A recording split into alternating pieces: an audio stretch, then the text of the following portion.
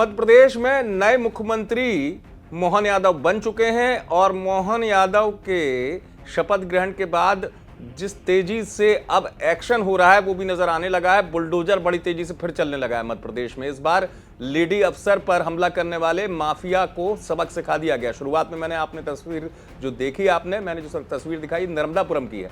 नर्मदापुरम में बुलडोजर पहुंच गया रेत माफिया के यहाँ और यहाँ अवैध निर्माण को ढहा दिया गया। दरअसल लेडी नायब तहसीलदार जो हैं वो निकली थी गश्त पर और उन्होंने रास्ते में ट्रैक्टर ट्रॉली पर अवैध रूप से रेत जाते हुए देखा था, रोकने की कोशिश की थी और जब उन्होंने माइनिंग विभाग के अफसरों को भी बुलवाया था तो उसके बाद जो आरोपी थे उन्होंने अफसरों पर ही पथराव शुरू कर दिया, हमला कर दिया था। अब इस पूरी घटना के बाद प्रशासन एक्शन में आया है। कलेक्टर के निर्देश के बाद ये बड़ी कार्रवाई की गई है। इस पूरे मामले को लेकर एसडीएम जानकारी दे रहे हैं।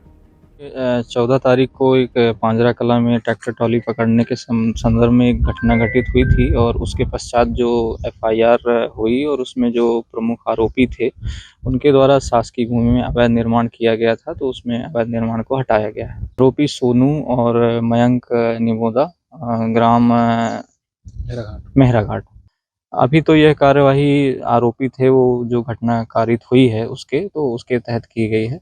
आगे जैसे भी निर्देश रहेंगे कार्रवाई करते रहेंगे। एसडीएम बता रहे हैं कि किस तरीके से 14 तारीख को यह घटना घटित हुई थी और आरोपियों ने प्रशासन के साथ इस तरीके की बदसलूकी की थी, शासकीय कार्य में बाधा उत्पन्न की थी।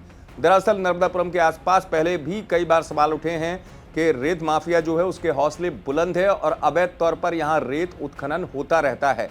इस बार जब लेडी अफसर ने रोकने की कोशिश की और उन्होंने माइनिंग विभाग के अधिकारियों को भी बुलाया था एक्शन करने के लिए, लेकिन आरोपियों ने अफसरों पर ही उल्टा हमला बोल दिया।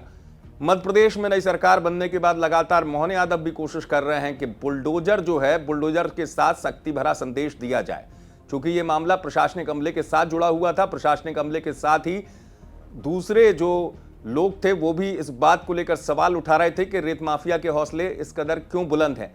तो अब चूंकि कलेक्टर ने निर्देश दे दिए और आपको बता दूं कि जो आरोपी हैं, आरोपी दो भाइयों के जो घर बना हुआ है उसमें अवैध तौर पर बनाए गए कॉम्प्लेक्स पर ये प्रशासन का पंजा चला है, यानी बुलडोजर चला है। प्रशासन ने सख्त कार्रवाई का संदेश देते हुए यहां बुलडोजर चलवा दिया है और प्रशासन लगातार जो है अब इस बात की संदेश देने की कोशिश कर रहा है कि मध्य प्रदेश में किसी भी माफिया को बर्दाश्त नहीं किया जाएगा। नर्मदापुरम से आप तक खबर पहुंचाई है पीतांबर जोशी ने। आप देखते रहें अभी तक।